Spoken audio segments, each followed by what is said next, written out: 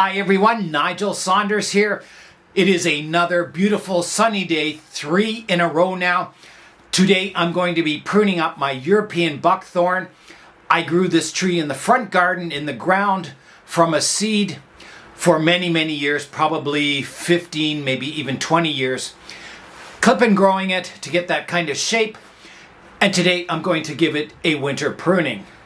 Now when I say a winter pruning, it feels more like spring outside. We've had a very warm February. Our February seems more like March or maybe even early April. It's been very warm outside, kind of hovering around the freezing mark, going below freezing at night and above freezing in the daytime. Very unusual for this time of the year. Most Februaries were under this much snow and it's freezing cold out. Some Februaries it hardly ever goes above freezing. So let's get this tree pruned up now. I mentioned that I've been growing this tree in the front garden for many years, and it's been a tree of frustration. You can see there's many pruning scars on it where branches grew and died back, grew again and died back. And the only thing kind of consistent on this tree is that somehow there was always a leader that grew on it. All the branching seemed to die off, and I'm thinking it might be that it was in the ground, and I never watered them or anything in the front garden. It was just whatever nature threw at the tree, and maybe that wasn't enough for it. I know they like to grow in kind of forest and swampy areas that are wet, so I'm thinking maybe in the bonsai pot it'll regain its strength and start shooting out branches, and the branches will stay on the tree rather than dying back. Now, having said that, there was a lot of dieback on this tree. The only living branch on it right now is this one coming up here. And you can see it was also bitten by a rabbit here when it was in the ground before I collected it. So it's got a bit of a scar there, but everything else on it's dead. This whole section here and this whole section here, which is really too bad. It would have made a beautiful tree had this lived. This would have been the leader, and I could have cut this back and had, the start of a canopy, but I don't know if this is going to continue. If I prune it up today, this leader will grow this year and then it'll die back and a new shoot will come out. I don't know. They're a strange tree. They don't like to grow the way you want them to grow. So I'll do what I can. I'm hoping it gains strength while it's in the pot, getting fertilized and watered regularly. And I just hope it can turn into a really interesting tree in the future. My other buckthorn is a really large one that was given to me. I'll show you that one also. It is outside here in the poly house. So let's go in and have a look at it.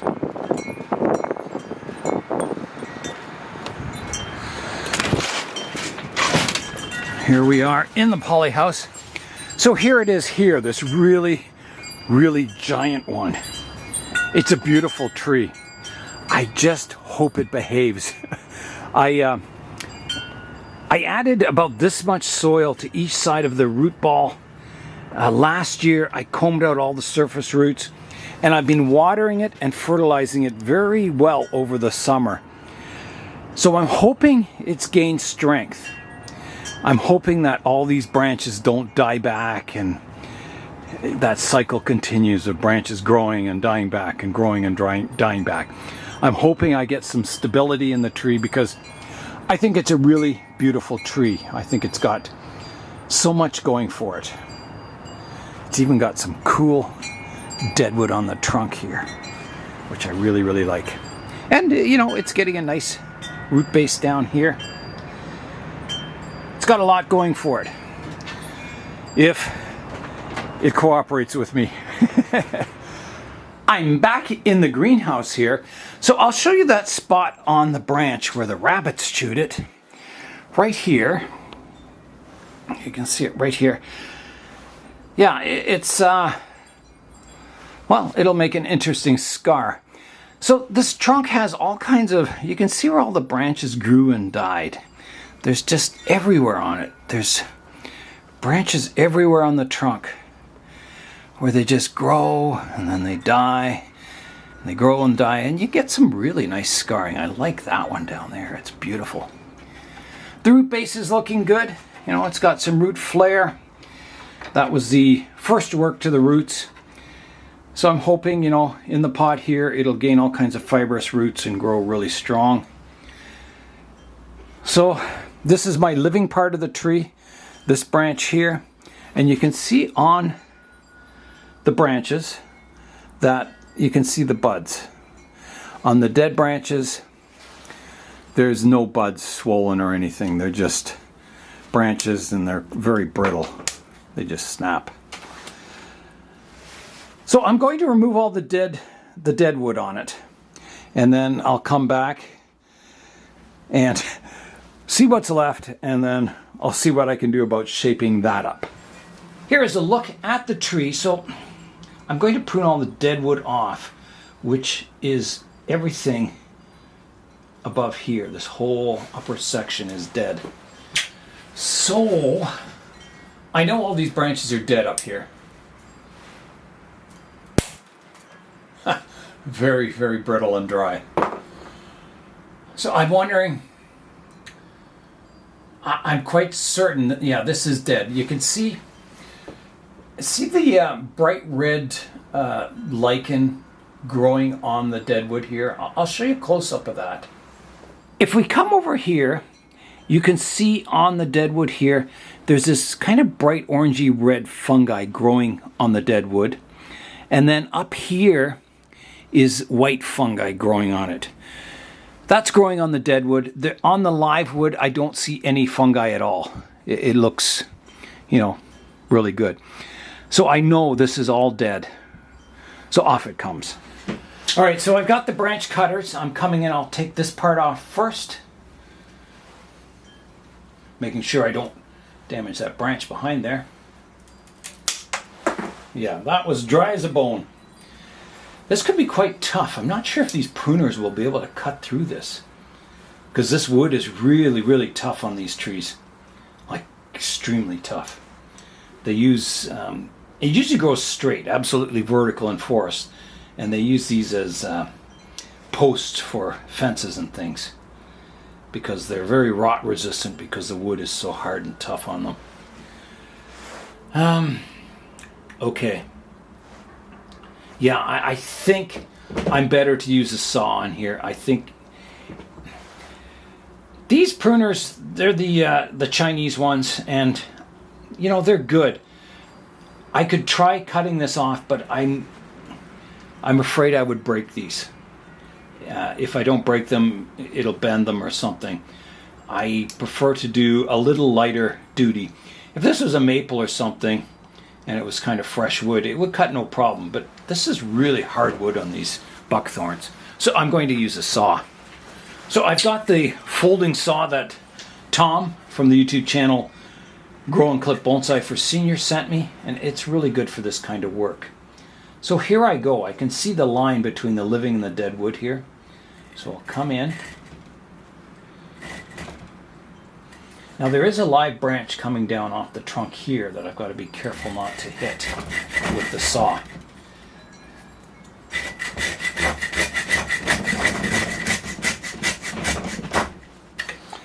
Now, how far through am I? I'm getting pretty good. I'm going to try and bend it. There I go.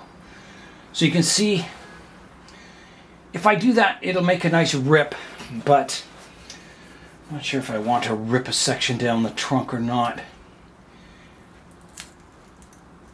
I guess that's good. Kind of makes it a little more natural looking. Maybe.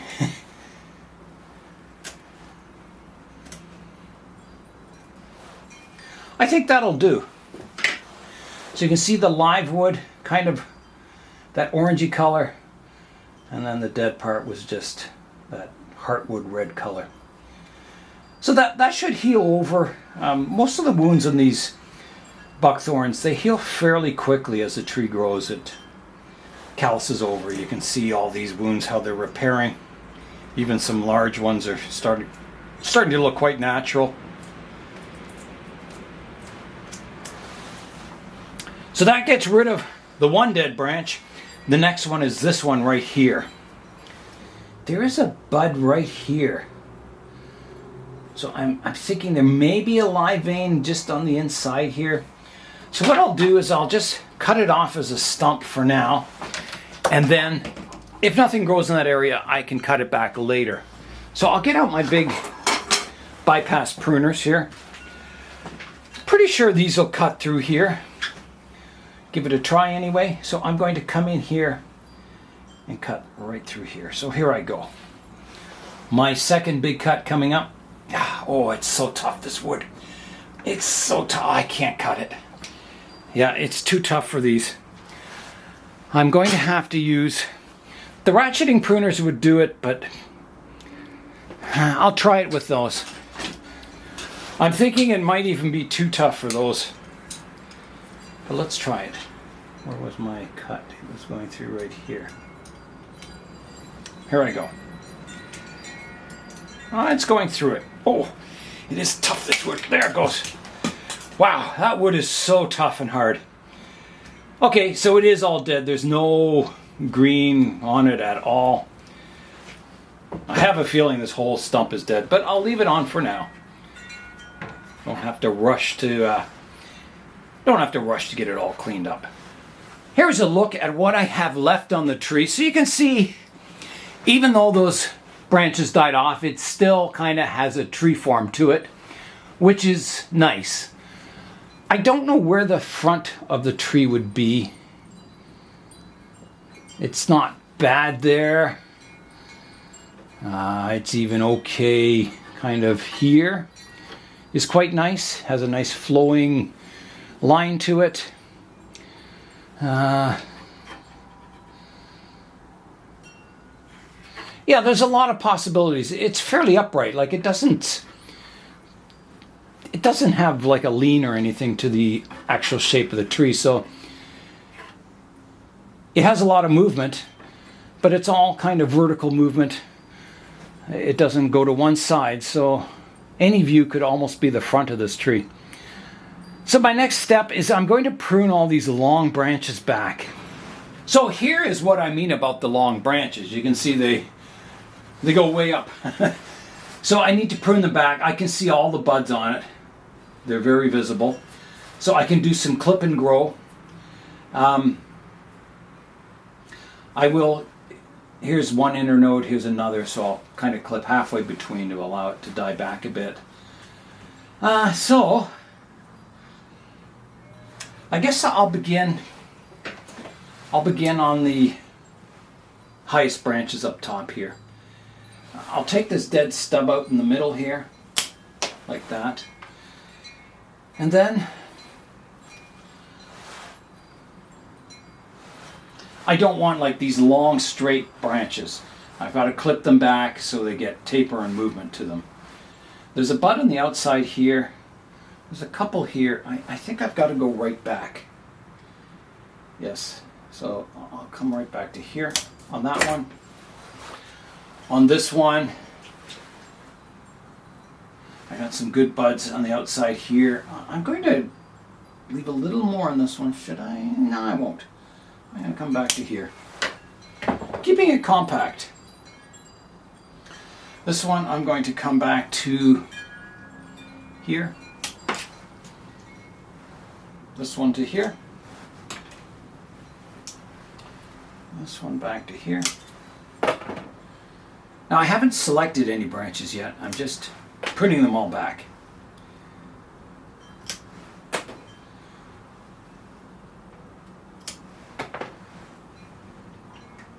Some of these lower branches I'll keep a little longer. I'll just kind of maybe prune the tips off them. Keeping some vigor in these weaker branches. I don't think I need that one on the inside of a curve here. I'll take that one out. There's my first branch selection. Okay, and I've got one more long one sticking up here. Come back to here. Oh, and this one. Okay, so that's kind of got my upper canopy pruned back. Now I think the next step is I need to pick a front and then do some branch selection. All right, I'm just going to mark a starting point here. Not necessarily the front, but just, I'm looking at it now. Okay. A lot of scarring on the trunk in this view. Major scarring. At the moment it doesn't look so good, but in the future that could make for a very interesting trunk. So it's not out of the realm of possibility as having this as the front, even though it's got all these branches that have been removed and they're all, yeah, pretty gnarly looking. So let's rotate around here. So right here is a very nice front. It has the movement. The apex is kind of sweeping towards you. Quite nice. I think, you know, this branch is very swooping and straight without any movement or any taper. So, you know, I think it would have to be taken back. Even, you know, maybe this is the new leader or somewhere this one maybe. So that's a future possibility, is that it needs to be reduced back so I get more taper and more movement. Let's keep rotating around. So this one, the trunk kind of comes out towards you. I don't think it's quite as good. Definitely not. Coming around this side, well, I've got this big dead section here and the dead wood here, so it's not so good from that view. It's okay kind of getting to this view. Once this heals, you know, starts callousing over it, I think it'll look quite fine. So this could be a possible future front view here. Even, you know, around this view it's starting to look pretty good. Again, I'd have to reduce this top. Yeah, for now, I think I'm going to make this as the front view. I think it's quite strong. And that other view, the opposite side of this view, will probably be a very good front view too. So kind of here. I think both views, this is probably even better with this wound down here. And once this heals, I think it'll be a very strong front view. Maybe this is the leader. Yeah. So some good possibilities for front views with this tree. Very exciting. Okay, so branch selection. Well, I've got one on the inside of the curve here. I don't need that one. I'm taking that out. I like to keep all these because they could be future leaders when I do cut this top back down. And I don't want to pick one yet, so I'm going to leave them all on. Up top here, well, yeah, this whole top is going to be cut off someday, so it doesn't really matter what happens up top. However, I don't want all the vigor going in the top and, you know, these branches not getting much vigor. I would rather kind of do a bit of pruning up top to try and get vigor to go down lower in the tree. Maybe even someday I'll get branches, you know, coming off the trunk. You never know. So I think I need to take at least that part off of the apex here, zapping some vigor out of the apex and trying to get it to come down lower in the tree. So here I go. I'm going to remove this part of the tree right here. Like that. And you can see how easy that cut, the fresh wood or the living wood, and how green it is, or yellow on the inside. Okay, so I think that's all the work I want to do on the tree today. I think that's definitely, you know, it's kind of got it underway. It's ready for spring growing. I will seal my cuts up here with my rubber cement. So here I go. I've got my rubber cement. I'll just make sure that is all sealed in. It might stop a little bit of dieback. I'll also seal all my branch ends that I cut. It can't hurt.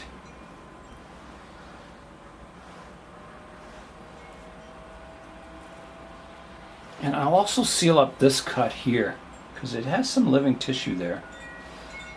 And I might as well seal it up. Maybe it'll stop insects or something boring in there. I don't know. This is very hard wood. I doubt insects would bore in here, but I think these buckthorns are quite resistant to insect damage. Okay, that's got all the wounds sealed. Take away all my stringy rubber cement strands here. There.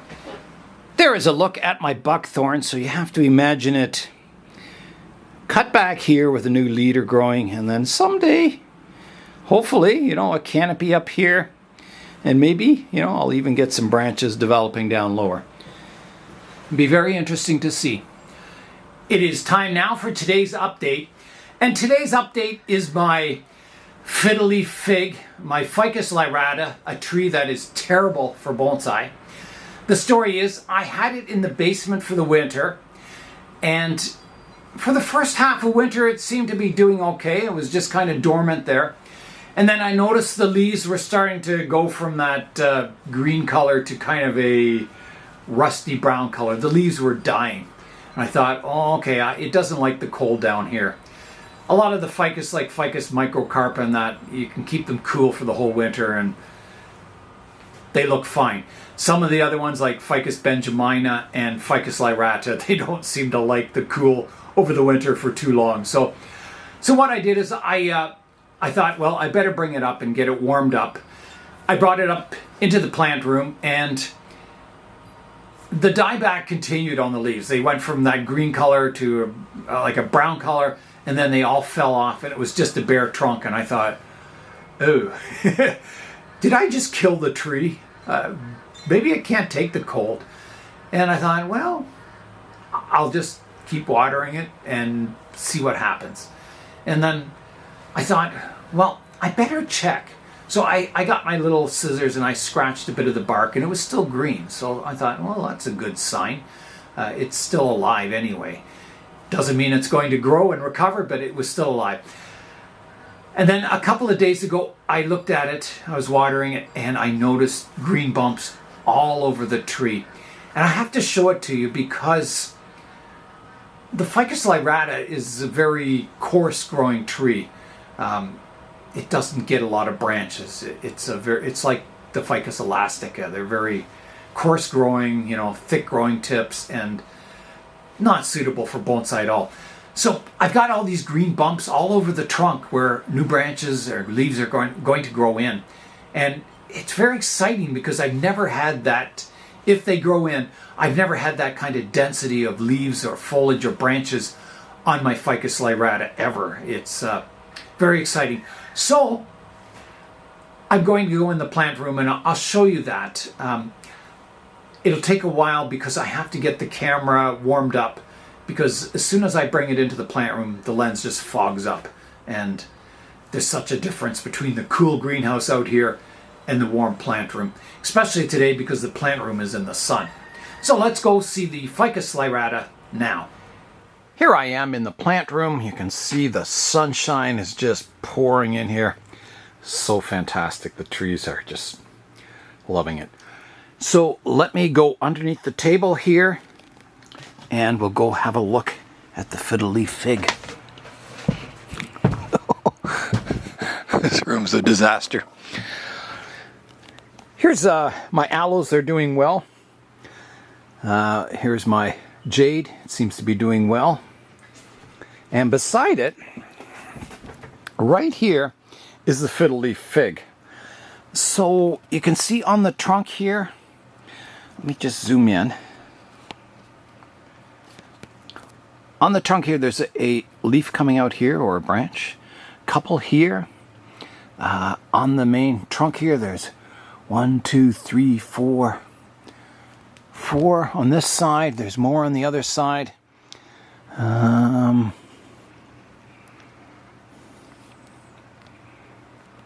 Yeah, so I think that's about it. Oh no, there's some on the other side. There's a branch coming out. There's a whole bunch of buds on the far side here. There, you can kind of see it there. So anyway, it's looking really good. It's not going to die, which is a good thing, and it seems to have lots of new branches coming out, which is very exciting. So that was today's update, a tropical update of my Ficus lyrata. Very exciting. I have high hopes for this tree.